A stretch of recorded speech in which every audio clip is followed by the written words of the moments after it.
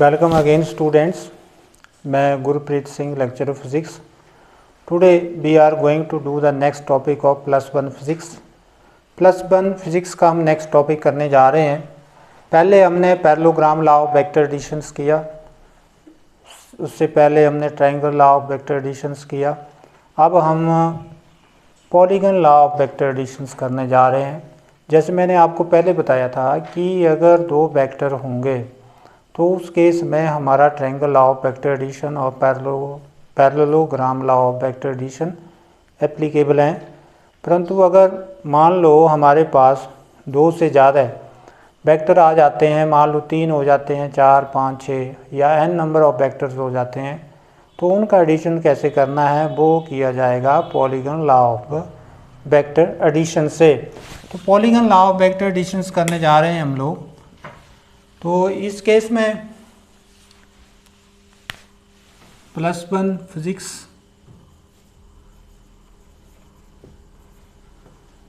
कर रहे हैं हम लोग और हमारा टॉपिक है पॉलीगन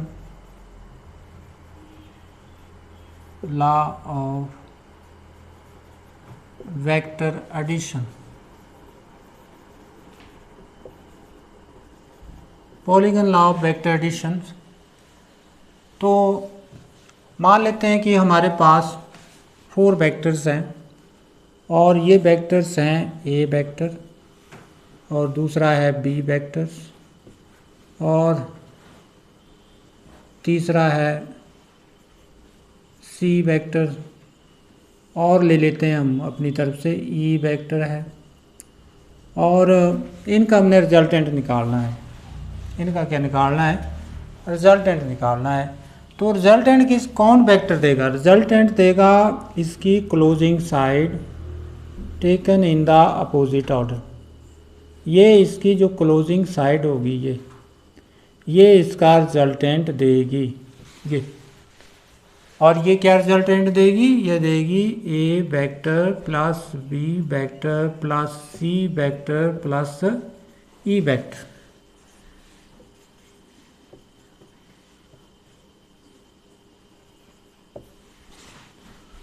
तो इस ढंग से तो this law states that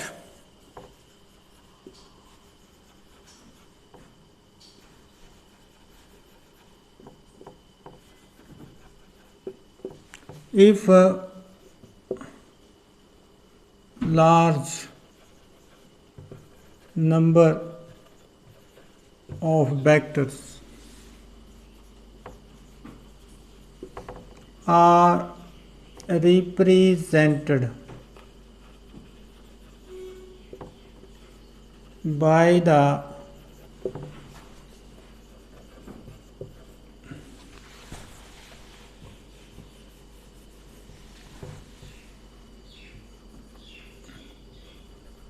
open side of polygon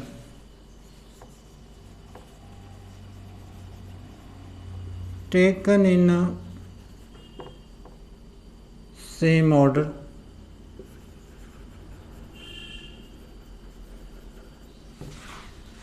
then their resultant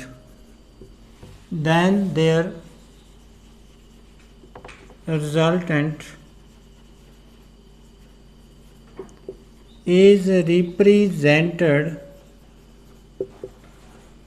by the closing side of triangle, closing side of polygon, closing side of polygon की closing side से. Then their resultant is represented by the closing side of polygon taken in opposite order. Taken in opposite order. अब इसका मतलब क्या हुआ कि अगर हमारे पास बहुत सारे वेक्टर्स दिए हुए हैं तो हम उनको पॉलीगन की ओपन साइड से रिप्रेजेंट कर सकते हैं. पॉलीगन की ओपन साइड क्या हुई? जैसे पॉलीगन हुआ जिसकी बहुत सारी साइडें होती हैं, जैसे 1 2 3 4 ऐसे ऐसे नंबर ऑफ आ गए, और बाद में जो इनका रिजल्टेंट आ गया वो इसके द्वारा आ गया।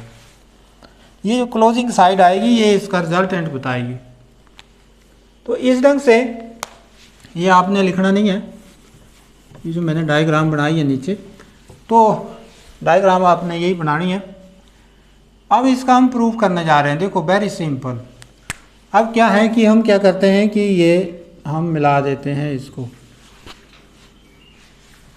ON को मिला देते हैं, और ये एक प्रकार का इसका रिजल्टेंट बन जाता है किसका, A वेक्टर और B वेक्टर का। इसमें यहाँ हम ट्रायंगल R लगाते हैं, तो ट्रायंगल R बताता है कि A vector plus B vector. फिर हम मिला देते हैं P को, O से P को, तो OP अब इस ट्रायंगल का रिजल्टेंट बन चुका है R2। OP किस ट्रायंगल का रिजल्टेंट बन चुका है, ON और NP का। तो ON क्या है, A vector plus B vector, और NP क्या है, C वेक्टर। तो इन दोनों को अगर प्लस ये वेक्टर प्लस ये वेक्टर, तो ये हमें क्या देगा, A vector plus B vector plus C vector, ये देगा। अब उसके बाद ये वेक्टर प्लस ये वेक्टर क्या देगा, ये वेक्टर। अंडरस्टैंड। तो इस ढंग से तो इसका प्रूफ करने जा रहे हैं हम। Proof considers vectors A vectors is equal to OM and B vector is equal to MN, C vector is equal to NP and E vector। अब उसके बाद कौन सा वेक्टर आ रहा है, E वेक्टर। ये देखो E vector is equal to PQ are the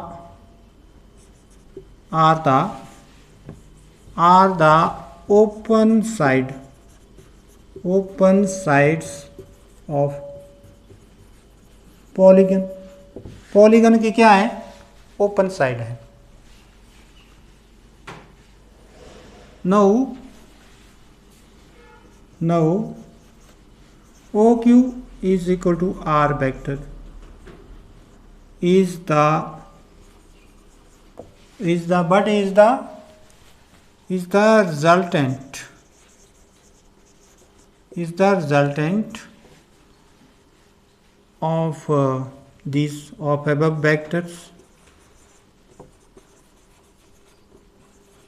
So R vector is given by A vector plus B vector plus C vector plus D vector plus A B C। E लिया है हमने, तो D नहीं लिया है हमने, E लिया है, D छोड़ दिया है, या इसको D कर लो क्योंकि एक सिमेट्री बन जाएगी। ये D ले लिया हमने, ये D ले लिया, और यहाँ पर भी हमने इसको D वेक्टर से रिप्रेजेंट किया, और ये D हो गया। अब ये हमने प्रूव करना है। फॉर दैट ज्वाइन, किसको ज्वाइन करेंगे, O2N and O2P such that R1 is equal to ON semi comma OP is equal to R2, R2 के बराबर हुआ। अब क्या करेंगे, अब हम triangle law of vector additions लगाएंगे। किस में, ये जो हमारी ट्राइंगल है कौन सी, OMN में हम triangle law of vector additions लगाने जा रहे हैं। तो इसमें triangle law of vector additions जो लगा रहे हैं, तो we have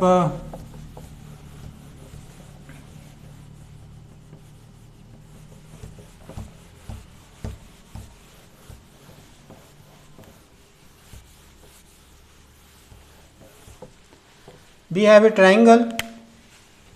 Using triangle law of vector additions, किसमें? इन ट्राइंगल, कौन सी ट्राइंगल? OMN, OMN में ON is equal to OM plus MN, ये हुआ। अब ON कितना है? ON तो R वेक्टर है, और OM कितना है? OM है A vector plus B vector. This is question number 1 using again triangle law of vector addition. किस में यूज करेंगे? इन ट्राइंगल, कौन सी ट्राइंगल? ONP में। तो इसमें क्या हुआ? OP is equal to ON plus NP। अब देखो OP जो है हमारे पास R2 है, और ON है हमारे पास R1, और NP कितना है? NP है C vector. This is question number 2। अब again using 1 in 2, using 1 in 2, 1 को 2 में यूज करेंगे। So what we have this, that is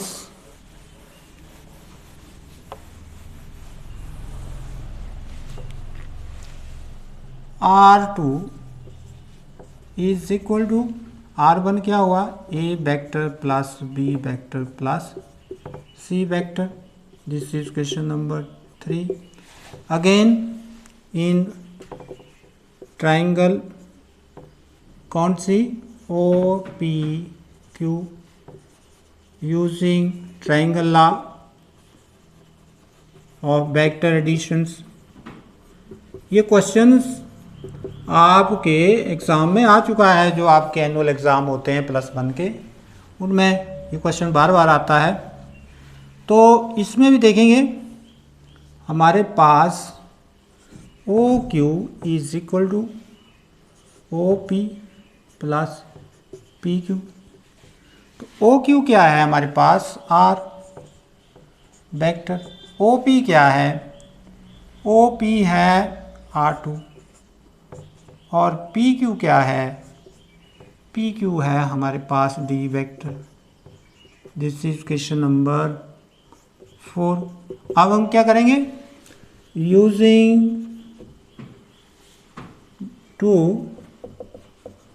in 4, 2 को 4 में यूज करेंगे। 2 ये है, 4 ये है, तो हमारे पास क्या आया? R is equal to R2 vector plus D vector क्या है? 2 नहीं 3 करेंगे, 3 यूजिंग 3 in 4, क्योंकि 3 की पूरी वैल्यू है। तो देखेंगे R2 क्या है? R2 है A vector plus B vector plus C vector plus D vector. So what is this? This is the resultant. ये क्या आया? रिजल्टेंट आया किसका? Polygon law of vector additions का। तो इस ढंग से ये आप लोगों ने आर्टिकल करना है। तो next we are going to explain the resolution of vector. Resolution of vector explain करने जा रहे हैं कि रेजोल्यूशन ऑफ वेक्टर क्या होता है। तो splitting of A vector into its components is called resolution of vector. एक वेक्टर का उसके कंपोनेंट में टूट जाना ही क्या है? रेजोल्यूशन है। Splitting of A vector into its components is called resolution of vector. अब कंपोनेंट्स, रेक्टेंगुलर कंपोनेंट्स क्या हुए? अगर वो जो कंपोनेंट्स हैं जो आ रहे हैं वो अगर एक दूसरे के परपेंडिकुलर हैं तो वो रेक्टेंगुलर कंपोनेंट्स हुए। जैसे कि मान लो हम लोग ये हमारे पास कोऑर्डिनेट सिस्टम है O X Y, 2 dimensional coordinate system है और ये कोई पॉइंट P है, इस पॉइंट को रिप्रेजेंट कर रहा है। ये पोजीशन वेक्टर है तो हम मान लेते हैं ये ए वेक्टर है, ये क्या है, ए वेक्टर है। अब इसके 2 कंपोनेंट आएंगे, एक एक्स एक्सिस की ओर मैग्नीट्यूड ऑफ वेक्टर, मैंने आपको बताया था कि vector is the product of its magnitude as well as its unit vector. ये तो एक कंपोनेंट इसका, अब यूनिट वेक्टर एक्स एक्सिस की ओर क्या होता है, वो होता है x I cap, A X I cap. ये ए एक्स ये हुआ ना, आई कैप यूनिट वेक्टर हुआ, ए एक्स हुआ मैग्नीट्यूड, आई कैप हुआ यूनिट वेक्टर, तो ये कंपोनेंट आया। कहने का मतलब है कि ए एक्स वेक्टर जो है वो ए एक्स आई कैप है, किसके अलाउंग, एक्स एक्सिस के अलाउंग। और सिमिलरली वाई एक्सिस के अलाउंग भी कितना है, ए बाई जे कैप, ऐसे। तो ये ए एक्स आई कैप आ रहा है और ये ए बाई जे कैप आ रहा है, ये कंपोनेंट आ रहे हैं इसके। तो हम ए वेक्टर को क्या लिख सकते हैं, A vector is equal to, triangle law of vector additions लगाएं यहाँ पे, तो देखो ये जो आया, ये साइड आई, इसकी डायरेक्शन इस साइड को, अब इस वेक्टर की डायरेक्शन ऊपर को है, किसकी, ए बाई की, तो ये ए बाई जे कैप हुआ। अब देखो triangle law of vector additions लगा रहे हैं, तो ये ए वेक्टर जो है वो इन दोनों का रिजल्टेंट बताएगा, किसका, A Y J cap plus A X I cap. तो इसलिए ए वेक्टर 2 डायमेंशंस में A X I cap plus A Y J cap होता है, ये याद रखना आप लोगों ने, और इसको साइड में लिख भी लेना।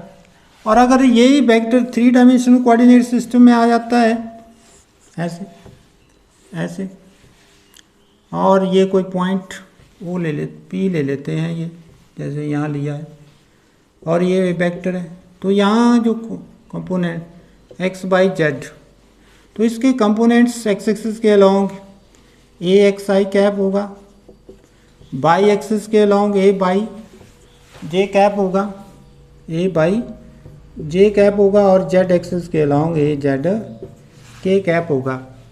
तो यहाँ जैसे इसमें है वैसे ही इसमें होगा। अगर हम इसको रिजल्टेंट देखें और इसको यहाँ सारा कैलकुलेट करके देखें, तो ए वेक्टर जो है वो A X I cap A Y J cap और ए जेड के कैप आएगा, प्लस साइन जो लगाना है आप लोगों ने। तो ये 3 डायमेंशंस में आ रहा है, 1 डायमेंशंस में तो सिंगल ही रहेगा, अगर वो एक्स एक्सिस के लॉन्ग है तो ए एक्स आई कैप आएगा, अगर बाई एक्सिस के लॉन्ग है तो ए बाई जे कैप आएगा।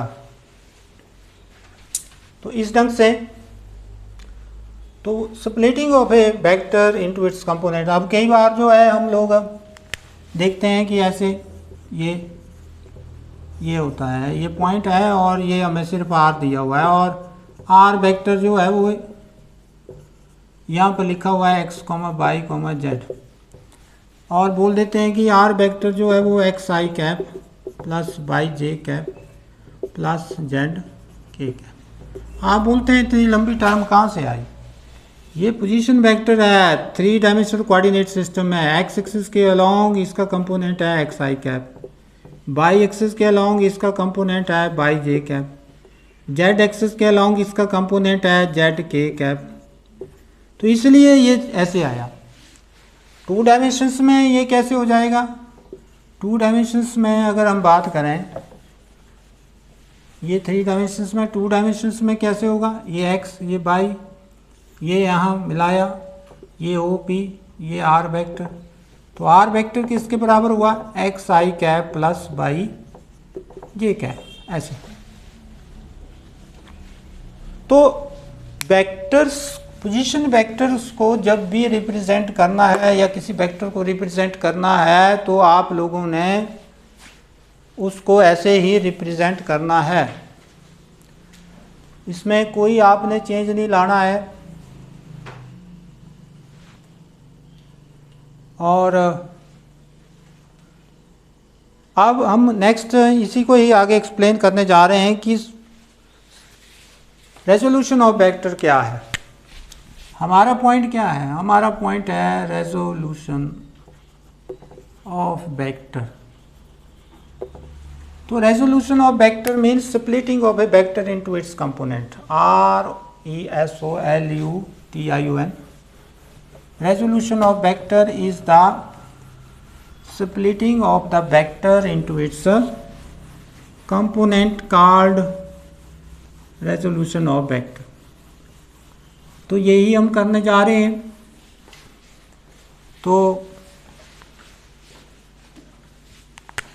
डेफिनेशंस क्या हुई? The process of splitting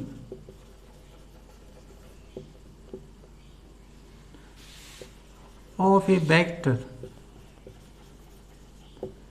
into its components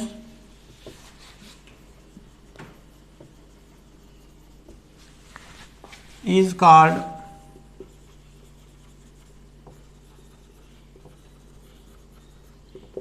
resolution of vector।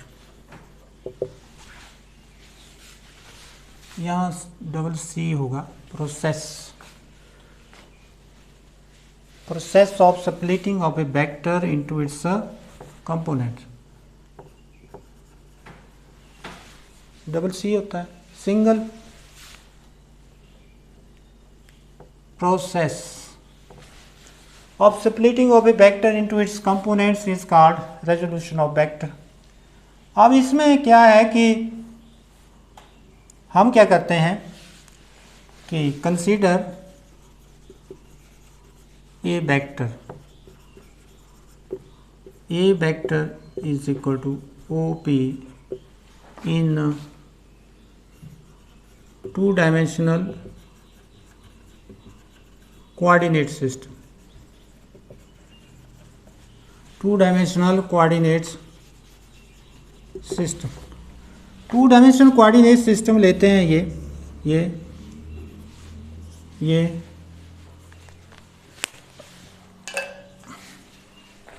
और इसमें हम लोग ये पॉइंट P ले लेते हैं, ये इसको मिलाते हैं और ये पॉइंट जो रिप्रेजेंट कर रहा है वो A वेक्टर को रिप्रेजेंट कर रहा है, ये A vector. So let AX vector comma AX A by be the component along x y axis। अब देखो ये जो कंपोनेंट है ये है AX वेक्टर और ये है AY वेक्टर। अब हमने इसको कंप्लीट कर दिया, ये इसको मिला दिया। अभी एंगल नहीं ले रहे हैं, एंगल ऐसे रहने लगे, एंगल का कंसेप्ट नहीं लिया है हमने। अब देखो using triangle law of vector addition, vector addition triangle law use कर रहे हैं। तो A vector is equal to AX vector plus AY vector. Understand? This is question number 1। पर हमें पता है कि AX vector is product of its magnitude as well as its unit vector that is written as AXI cap। Similarly, AY vector can be written as A by J cap। This is question number 2. This is question number 3. Now, using 3, 2, 3 इन 1, 2, 3 को 1 में use करेंगे तो हमारे पास क्या आएगा? हमारे पास आएगा A vector is equal to AXI cap plus AY J cap. ये आया कंपोनेंट्स में। अगर हम इसका एंगल लें कि let this angle is theta, then what will be happen, and this is normal. Understand? So here is then you will see that here is Pn. You are taking On. Let angle PON is equal to theta. Then in right angle triangle कौन सी? ONP में. कौन है? ONP में. अब देखो ONP में cos theta is equal to ON upon OP. अब cos theta is equal to ON क्या है? ON है AX वेक्टर. क्या है? AX vector. और OP क्या है? A vector. OP क्या है? A vector. अंडरस्टैंड? तो हमारे पास AX vector is equal to A vector cos theta आ रहा है. और इसी प्रकार से सिमिलरली हमारे पास जो क्या A बाई वेक्टर आ रहा है वो A वेक्टर साइन थीटा आ रहा है. अब क्या करते हैं हम? This is question number this is question number 4, this is question number 5 and this is question number 6. अब हम क्या करेंगे? Squaring and adding question 5 and 4 from both side. Squaring on squaring and adding. Equation कौन सी equation है? 5 और उसके बाद कौन सी है? 6 फ्रॉम बोथ साइड. दोनों साइड से अब स्क्वायर करेंगे इसको. तो हमारे पास ये एक्स स्क्वायर कैंसिल हो गया वेक्टर जब स्क्वायर करते हैं. और ये हो गया ए स्क्वायर. और ये कॉस स्क्वायर थीटा.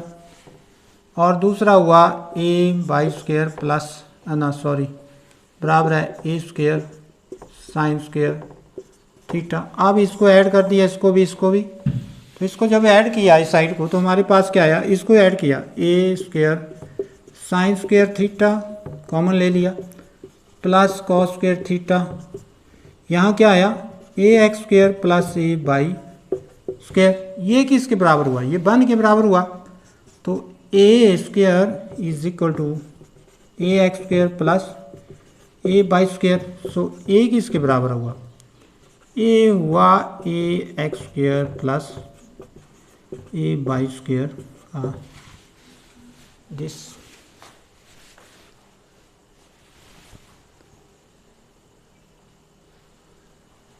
तो इस ढंग से ये मैग्नीट्यूड आ गया.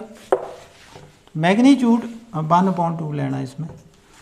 तो मैग्नीट्यूड जो है आपने ऐसे इसका कैलकुलेट करना है. So this is all about the resolution of vector. ये इसके कंपोनेंट्स निकाले हमने.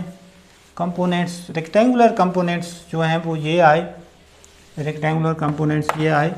रेक्टेंगुलर कंपोनेंट्स क्या हुए? Components of the vector which are perpendicular to each other is called components of vector. अब नेक्स्ट वीडियो में हम इसकी एप्लीकेशंस पढ़ेंगे कि how resolution of vectors helps in moving helps in walking a man. कि आदमी के चलने में रेजोल्यूशन ऑफ वेक्टर कैसे हेल्प करता है. और दूसरा by it is easier to pull किसी लॉन रोलर जो होता है, जो लॉन रोलर होते हैं, जो गार्डन के ऊपर रोलर होते हैं, उनको खींचना आसान होता है परंतु उसको धक्का देना मुश्किल होता है. तो that is due to the resolution of vector. ये हम नेक्स्ट वीडियो में पढ़ेंगे. So this is all about the today. Thanks.